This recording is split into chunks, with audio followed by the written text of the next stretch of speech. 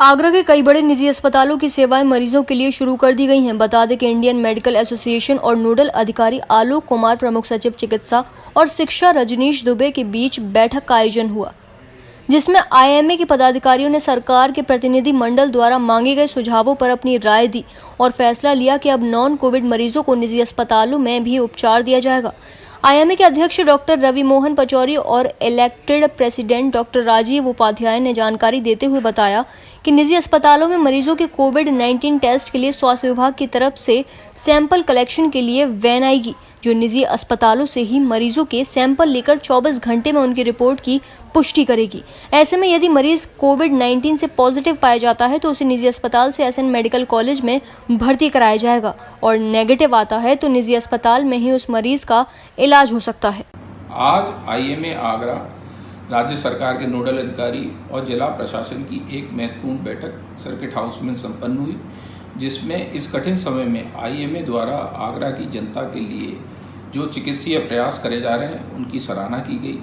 और non Covid मरीजों के समुचित इलाज के लिए विस्तृत कार्य रूप पे चर्चा की गई। आगे आने वाली कोविड चुनौती के लिए हमें कैसे मुकाबला करना है और L2, L3 फैसिलिटीज़ को कैसे बढ़ाना है, इसके ऊपर भी विस्तार से चर्चा की गई और एक विस्तृत कार्य रूप बनाकर नोडल अधिकारियों के समक्ष पेश किया गया और आगे हर संभव सहयोग देने का आश्वासन दिया गया। आज हम लोगों की चीफ सेक्रेटरी स्वास्थ्य विभाग उत्तर प्रदेश शासन से बात हुई और इसमें 2-3 पॉइंट निकल के आए। सबसे पहला ये तय हुआ कि प्राइवेट अस्पताल